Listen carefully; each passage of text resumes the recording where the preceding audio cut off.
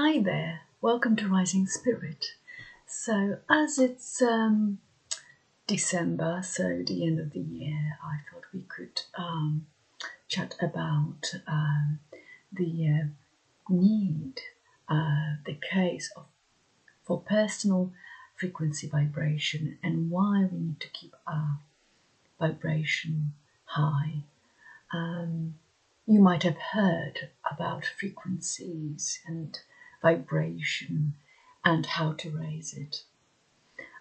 Nikola Tesla once said, if you want to understand the universe, think in terms of energy, frequency and vibration. We know that everything is energy, so therefore everything vibrates at a certain frequency. My body vibrates, my thoughts, the desk I'm sitting at, my laptop, colors, sounds, everything vibrates. And everything has a certain frequency. We can call our own body's frequency as a signature frequency.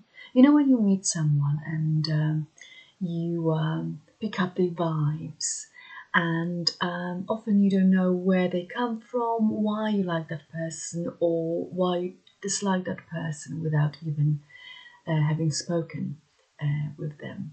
And often these things aren't necessarily accurate. It depends how you filter the information, but often they're very, very accurate, especially if they come from your subconscious mind, your intuition, that gut feeling you have. Okay, so why is it important to raise my vibration? You might ask. Well, it's because everything in the universe, again, is energy. And nothing is an empty space. There is a lot going on within a small cubic of space. The subatomic particles vibrate so fast that they give us an illusion of an object being solid, but the object isn't actually solid. Let's take this desk I am sitting at. It is definitely solid to the touch, but again, because of the subatomic particles vibrating very fast, vibrating at a certain frequency, they give that illusion of being very solid, smooth to the touch, etc. Something else may not be that smooth to the touch. Let's say my cup of coffee, again, will vibrate at a different frequency. It is smooth to the touch, but it's very different to the way the table feels, because again, the particles vibrate at different frequencies. And the same, as I said, applies to your body, your thoughts, your car you drive. So we are unable to detect with human eye the full light spectrum. What we can see is just a small fraction of what's out there. And the colossal mistake we make is when we disbelieve and dismiss something just because we can't see it, we can't touch or hear it. Our senses aren't equipped to be so sensitive. In fact, they have evolved to keep us safe and to ensure our survival, which means that anything else is disregarded or not even noticed. So we only notice what we need to notice to ensure our survival. Everything else requires sensitivity, insight, technology, and a evolved, enlightened mind. Think about it. Now, when you hear the expression raise your vibration, what do you understand it to mean? And raising your vibration can manifest in many different ways. Some of them are feeling lighter in the body. You know, when you're happy, joyful, you feel naturally light in your body. You may feel inspired, calm, at peace, again feeling joy, gratitude, being able to focus intensely on one activity, disregarding anything else around you, losing track of time. These are the states, some of them, that raise our vibration. Please think back now to the last time you forgot about some mundane stuff because you were so focused on one activity, on that present moment. If you like reading books, just think how it feels to be immersed in a book. You lose the track of time, don't you? Sports people, athletes are able to put themselves in that focused state where they are not thinking of anything else, they're not seeing, hearing anything, they just focused on executing the perfect movement, and they focus on their sport. And those of us who like to talk about our favorite subject, and mine is the mind, the subconscious mind, enlightenment, which again manifests itself in many different forms, etc. When we get the chance to talk about our favorite subject or subjects, we can just sit and talk with passion and engagement. And the state feels amazing, doesn't it? And people can feel that passion coming from us. I can detect a passionate person from afar, and it's very appealing to me because I like to think of myself as a passionate person too. And we don't necessarily have to jump up and down with joy to show we are passionate about something. This state of transmuting our passion can be very quiet, often solitary, but it makes us feel good. It doesn't necessarily have to be easy, but we do it for the joy of doing it, because it shows us who we really are. And look, I'm not a talkative person. I've always been quite quiet. I love reading. I like solitary activities. I am happy to listen to others. However, when I am talking about my subject of passion and interest, I can be immersed in it. And I'm just very focused and fluent. And this has been noticed by a number of people. And yet normally I'm quite a quiet person. Again, this state can be likened to a gamma state. When we are in a gamma state, the brainwaves present are the gamma brainwaves, the fastest, most coherent brainwaves. And when we experience them, we feel at one with the universe and everything around us. It is an incredibly powerful experience, during which we are often given insight, inspiration, answers to our questions, etc. And meditation helps achieve this state, amongst other activities, also those mentioned earlier. This state is truly beautiful and raises our vibration. So why is it important to keep raising our vibration? Well, when we operate at a higher vibration, we are joyful, at peace. We are able to heal, able to access our higher mind's wisdom, accept and act on that wisdom. When we vibrate at a lower frequency, We are a lot of the time in a survival mode, which can manifest itself as stress, anxiety, aggression, hostility, depression, and many more. Our bodies, physical bodies, cannot heal.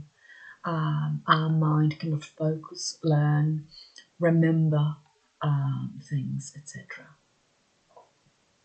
So you can see that vibrating at a high frequency is very beneficial to us. Not only us, but also the people around us. And small acts can make a difference. When we act on our passion, we put ourselves in that desired state. And this idea is to take action every day.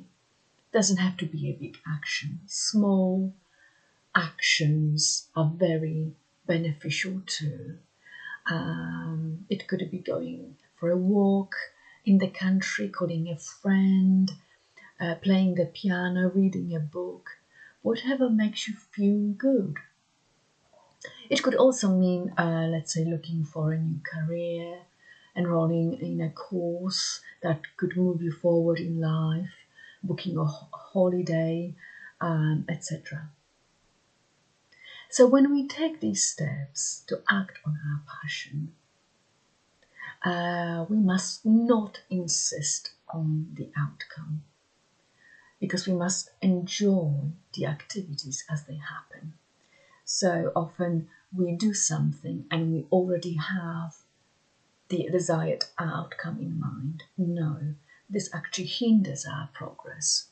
Insisting on an outcome hinders progress and keeps away what we really need in life. So if you have ever wanted something very badly, for instance, you then projected that vibration of desperation amongst other feelings of scarcity, insecurity, not feeling enough, not being enough, etc. And in this state of desperation and not enoughness, how can we manifest abundance? We can't. We can only manifest abundance in the state of abundance. So when you do what you love out of passion, for the sheer joy of it, you are naturally raising your vibration, but also you open up many unknown doors. It's like turning up at a friend's party just for a quick drink and meeting an amazing person who then becomes someone important in your life. That's just one example. I once went away for a long weekend on my own to a city in Europe and met a person on the plane who was sitting next to me, and we started chatting and transpired they were a photographer staying not far away from my hotel in the city, and we were able to meet up a few times and take in all the beautiful sights and enjoy a company of somebody else who was just as passionate about traveling as I was. And whilst I don't have any contact with that person anymore, I remember that with fondness. So this is just my one example. So serendipity happens when we least expect it. When we demand it, it will never turn up. When we let go of our expectations and wants, amazing things start to happen. And it is ironic, but one can say that the less we insist upon a certain outcome, the more likely it is that the outcome will be even better. The outcome of our activities will be even better than the one we could have been happy with. So insisting on something actually keeps that thing away. It stops that thing from happening, and we need to get out of our own way and allow things to happen naturally, organically. Our physical mind doesn't have the ability to know what's best for us. It's not its job. If, for instance, we wanted to build a house, we couldn't do it with a spoon out of the kitchen drawer. The same with the physical mind. It's not equipped to know what's best for us, what the best outcome should be of this video, for instance. I'm doing it out of passion, but I have no conceived ideas of where that video could go in terms of me taking a path, what would follow next. I'm doing this out of passion. So when we are in the flow, we invite the unexpected, the unknown into our life. The unknown always brings us back to our inner best self. It is not something to fear, it is something to invite to our life. The unknown will bring us opportunities, serendipity, marvelous encounters. It will open up the doors that would otherwise stay shut. So we just need to turn up and go along with it. And above all, enjoy it. Remember, no insistence, no resistance. I repeat, remember, no insistence, no resistance. So, just to recap, this is how you raise your vibration. By doing what you are passionate about. And this can happen in many ways. Just go along with it. Go along with your feeling, with your hunches. Secondly, by not insisting on the outcome, you act on your passion for the sheer joy it brings to you. And thirdly, you take your passion further as far as you can until you can't take it any further. When you follow these steps, synchronicities will start happening in your life, appearing and attracting the unexpected, the unknowns, and taking you into unexpected alleys, opening up the doors that would otherwise stay closed. You will be now when you act on your passion. So, what is the first thing you are going to do today to act on your passion? Start today, start now. And all the best. Good luck.